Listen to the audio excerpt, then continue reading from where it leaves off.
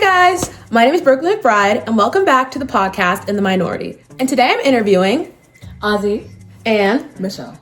And today we're going to be talking about their experiences being people of color in a PWI school and atmosphere. So yeah, let's get started.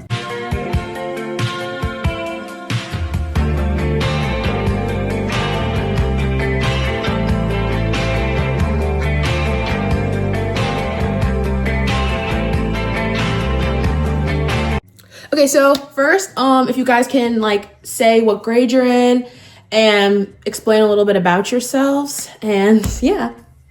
So I'm a senior. My name is Ozzy, but that's just my American name. My actual name is Arashel. I'm a junior. I'm Michelle. That's my name. I love it. That's my name. Okay, so I have a few questions here, but we're also gonna make sure that this is a conversation. So the first question I wanted to ask is, do you feel like you can fully be yourselves at your school? What has been your overall experiences so far? Anyone could go first. Okay, well, at school, I don't know if I feel comfortable fully being myself, essentially because I feel like a lot of the people there act kind of weird towards people who are of color, and almost anything you do is just a little bit more ghetto, quote for quote, or a little bit more aggressive when you do anything there. And I feel like a lot of people tend to watch me, especially because I'm kind of well known.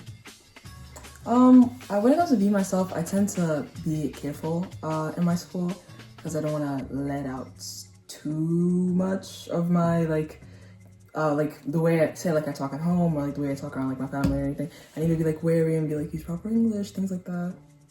And since you guys are in different grades, do you think there's differences that come with that? Because I know in general everyone's in high school, so you are gonna communicate with each other's grades, but I know that you tend to communicate with your grade more. So do you think there's a difference in that, being a junior and a senior? I feel like the younger grades are almost more brazenly racist. I feel like last year there was a protest of Black History Month for freshman boys. So now they're sophomores. And in my grade, people are definitely racist, but they'll say the N-word behind your back and act like they're friends with you. But I don't think people would say stuff like that straight up to you unless you're a guy. And even if they are a guy, they wouldn't say it as openly as the younger grades would. I find that my grade there's definitely racist people, but I just don't come in contact with them as much. And if I have an inkling that you may be racist, then I make sure to let you know that I don't mess with that. So if you're gonna be around me, don't put that. I have a lot of senior friends. I see what happens in their grades, and it's as Ozzy said, people will say they're behind your back, but then smile to your face. So. Are there any safe spaces you feel you have at your school? I know at my school we have a club called Umoja, and we're the ones that do the Black History Month assembly at our school. But then also the teacher who does the assembly and does the club, that's a safe space for, I know, a lot of kids of color in my school in general. And yeah, I feel we have a safe space with certain counselors, not all of them, but I feel certain counselors are definitely great people. Certain people in administration are definitely great people. And then on top of that, we have teachers that are very forward and pro-Black, and they make it a point to know that you can come to them. Some of them are a little bit weird about it, but I think a lot of them do great at showing it. But in general, I think there's definitely safe spaces, whether it be peers, teachers, admin. Yeah, to add to that, we've our school hired a lot of Black admin recently. Ooh. So it's very helpful to see them around in the halls and talk to them, chat it up. It's really fun. Again, there's good counselors. My counselor is a good example. I feel comfortable coming to her about any struggles I may have, but you need to be wary around some teachers. Yeah. I think even with the Black admin situation though, I feel I've definitely heard students call these admins ghetto behind their backs. Yeah, that must be hard because you obviously want more people who look like you at your school because they'll be able to come out and say, I can relate to you in a way, because they've probably had those experiences. They are, and I bet they probably know that students are saying that about them. But I'm hearing overall it's been helpful. It's made you feel more comfortable and more safe, which is really, really good. Going back to what we had to discuss before with your friends and being in different grades, tell me a little bit about your friend group. I have a good friend group.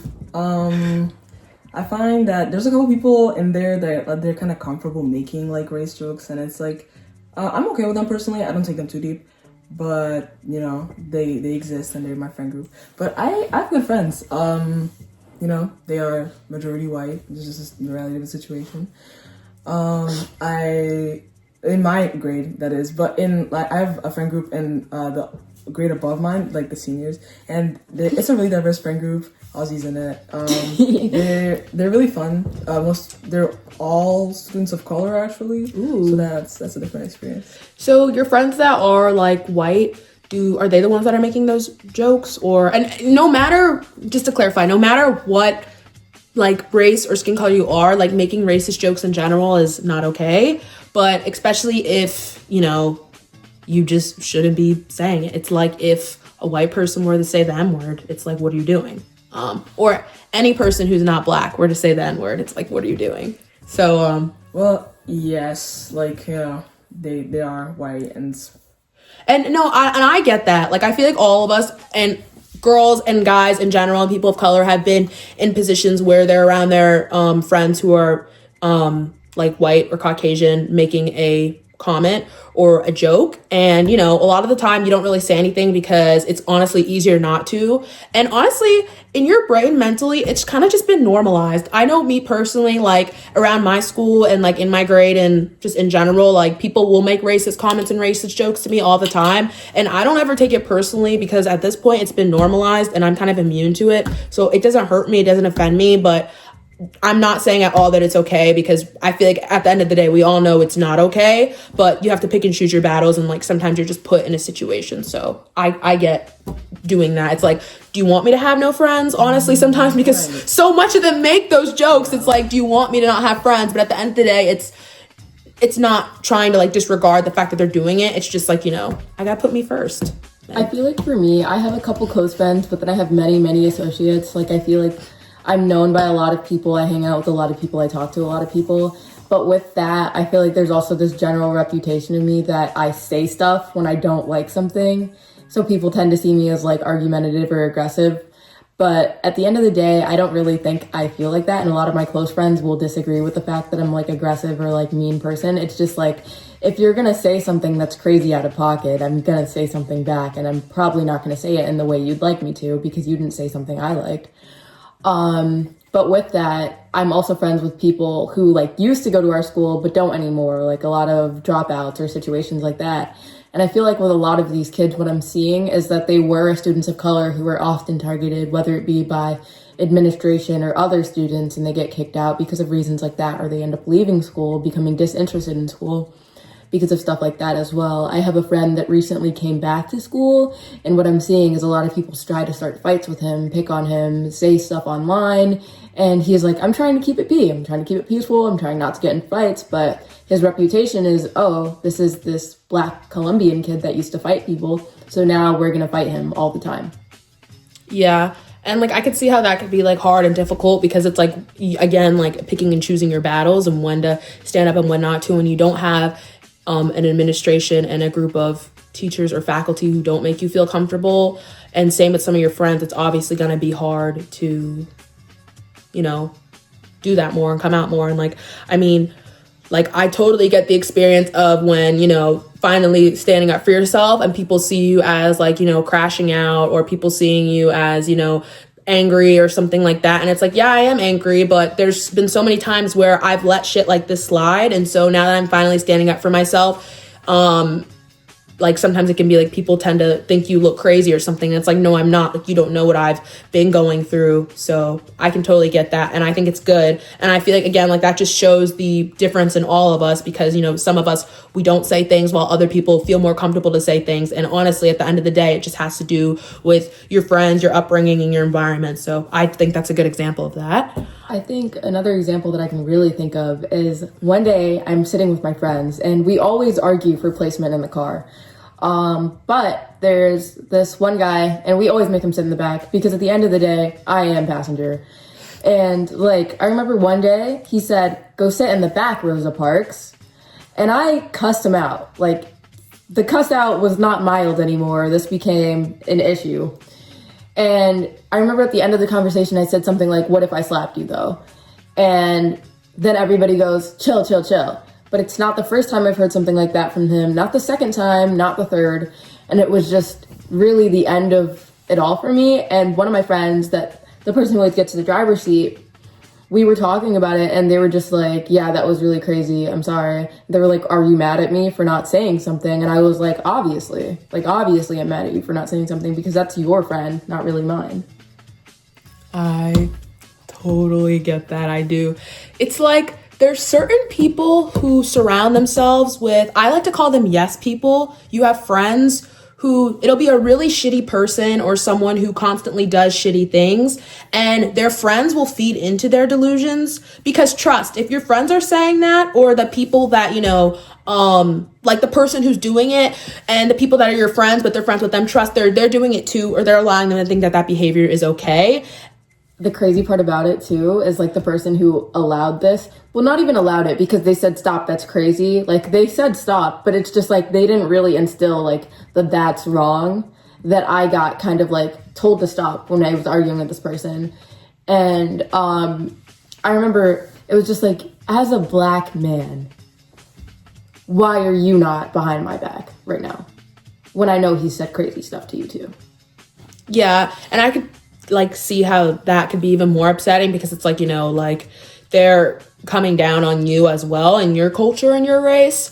Like, and I've definitely heard like two sides to that as well. Like, I mean, like I have friends who are also black and they've told me situations that they've been in, where they'll be friends with people like that. And I mean, I guess like I can understand sometimes when, like a friend will be quiet just because like they'll be telling me like stuff will personally have happened where they'll also be getting hated on, or like their friends will be saying stuff to them like racist and ignorant stuff to them in secrecy.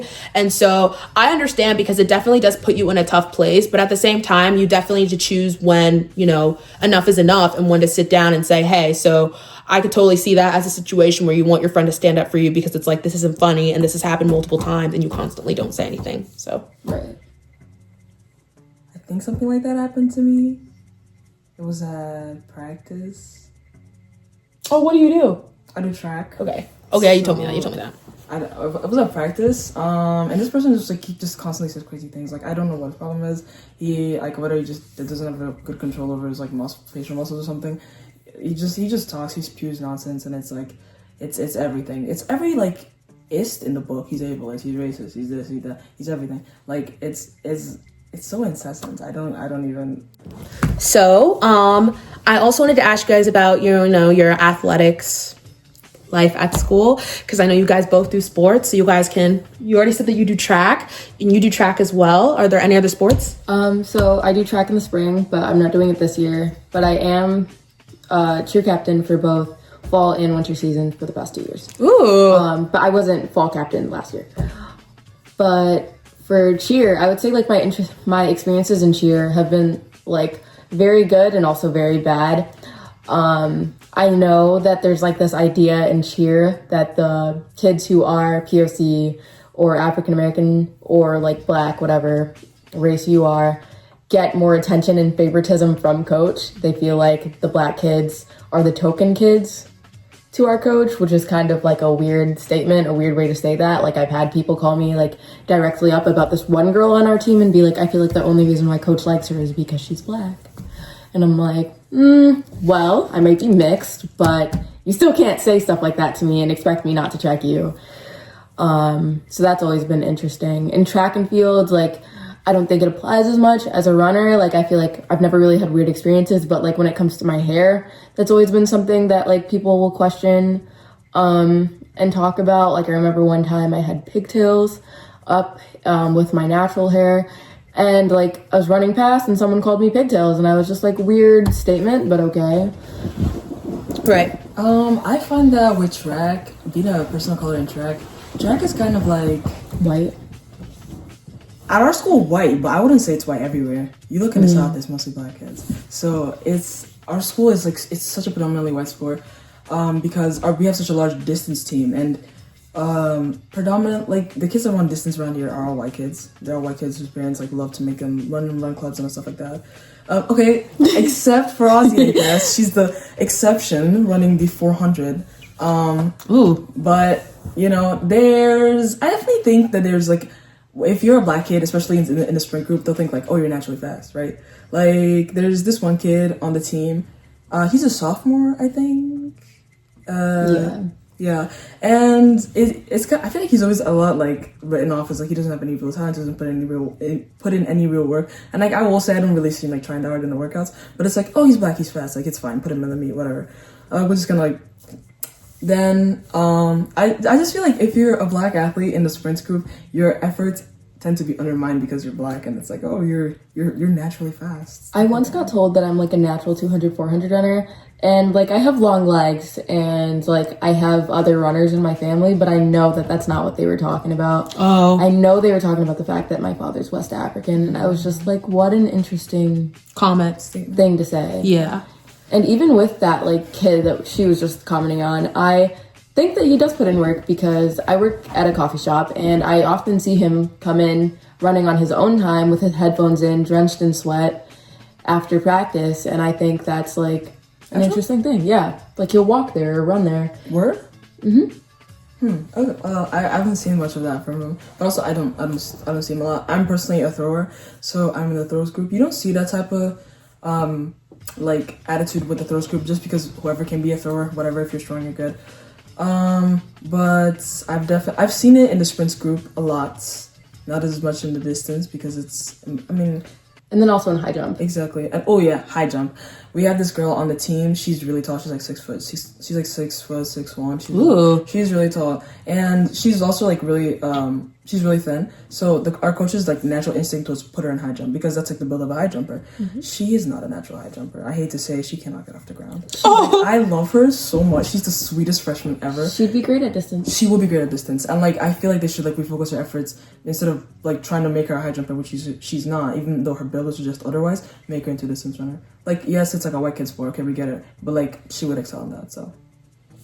That's good. Like, I mean, it seems like you guys have had like bad experiences with like your sport, but also some like good, I guess. Like, have you made friendships through your sports and stuff? I've made tons of friendships through my sport. The community I've gotten from sports is like actually amazing, and I have so many lifelong friends from my sports that I know. Actually, I met Michelle because of one of the sports I do, is like someone is friends with her. And like she's also black, and she's just a great positive energy to be around. Aw, that's so good, guys. Like, I mean, it's good that you guys are definitely able to see the positive through the negative, because it's definitely hard, especially when it happens on the daily, I assume. And so it's good that you guys have been able to see some of the good out of the bad, but that still doesn't take away from the terrible like treatment that you guys have to endure. Another question I wanted to ask you guys was, because going back, I know you guys do the Black History Month assembly, and we have our own too. And so I just wanted to know like how that process kind of works. And yeah. I feel like the Black History Assembly at our school is more than just an assembly. It's also like a club and like a lifelong thing that you kind of take with you. So many people from last year helped out this year, and like we still talk to them and we move on. Our advisor, like we come to her with everything. We still meet every Monday way after our assembly is done. Our assembly, like what we've done there has led us to tutor at the Dunbar Center in Syracuse and build other connections with other kids from different churches and like just community schools, stuff like that. You get to work with, meet so many cool people from even outside of BHM, like kids who help with the production, just like whether they're in music or tech or whatever. And I feel like Black History Month is always like a great time, and there's definitely a lot of drama that happens at the end of it every year, but I feel like it always makes the people stronger, and like you meet friends every single year. You'll meet someone you want to spend time with. That's good. Yeah, and I've also recently seen an uptake in the interest in the Black History Month from like non-black kids, which is like really interesting to me. Like one of my Asian friends came up to me and was like, would it be weird if I did Black History Month? I said, no, not at all. Like, please join. We need the people. Really, we really do. Again, it's a really good place to be. each year it's like a different part of the community we're serving, something like that, or a different organization. This year it was the Dunbar Center, obviously, so we go on Thursdays to tutor kids, which is really nice. We get to connect with the kids and like see what they're like going through, because they live in like the Syracuse City District, and like schooling is different there, obviously. And they get a lot of public funding, whereas we get a lot of private funding because we go to such a well-funded, wealthy school. Yeah. So yeah, it's a good place. I wouldn't trade it for anything in the world, honestly. I think it's also interesting how like our public school kind of behaves like a private school. Because I've been to a bunch of different types of school. Not only was the culture shock a little crazy, but also like the way people said things, took things, did things here was completely different from the West Side. And like I've lived in a bunch of different areas. I even went to like charter school down in Syracuse, so it's not like I always went to public school down there. But it's the attitude, like I guess like the drive and like just the way people behave is very not real world, I would say. Like they don't really act like most of society does, as someone who's been to like I think 7 schools. No, that makes sense. And I mean, this is gonna come up later when we talk about the positives that like happen at our school. But I recently attended one of our school's DEI meetings, and one of the points was how the new administration was talking like about like they want to take down DEI committees in school, stuff like that. And the president of the DEI committee said, "We are basically a privately funded school. We do not need to listen to those we're not obliged to listen to those things." And I was like, that's like really interesting when she puts it that way, because we get so much like taxpayer funding because we live in such a good like nice area. We don't have to abide by the law. Oh, like, our school definitely does behave like a private school. I know people who like went to a private school last year because they got kicked out of the district. It was complicated, but they came back this year and were like, the current school, like our school, is more of a private school than the actual private school is. Yeah. Like. That's insane. High key. Yeah. And like, as I was saying, like, I feel like people here are just, it's so insane. Because I've lived in some of like the very utmost richest, studied very rich academies.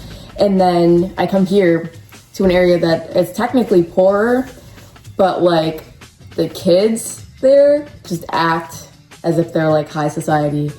And it's very interesting because the exclusionary aspects of our school are like, it's very like cliquey, I would say. And they let so many like things slide that would not slide in any other institution, honestly. It's crazy because I remember earlier this year my friend ended up in ISS for saying the N-word. Mind you, this is like a mixed kid, but like if a white person was to say the N-word, would they end up in ISS? They wouldn't even. No comment. And I feel like that's probably one difference that we have between like our schools, definitely, is like if someone, no matter what, gets caught saying the M-word, like our school will put them in ISS, even though I don't really think in-school suspension works, if I'm being honest. It's honestly just a day off, like a free study hall, because I know that they just do work all day. But yeah, but that has to suck because, again, like it's another thing where like something big is like happening and it feels kind of like you guys are being degraded because you don't have anybody who's really standing up for you, I guess. Like you do sometimes, but not all the time. But to Michelle's point, I did want to talk about, what are some things you'd like to see for the school to change? And then like, as well as like, what are some good aspects that you've had in your school? I think teachers should definitely be trained on like race behaviors in PWI schools, because like I've had experiences where I've had teachers definitely perpetuate the stereotype or make it worse in situations. They'll ask you stuff about their hair, like in front of the class.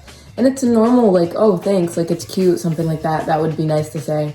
But you're asking questions that are almost strange to ask in front of people. I've even had a teacher who assumed I was poor because I was Black.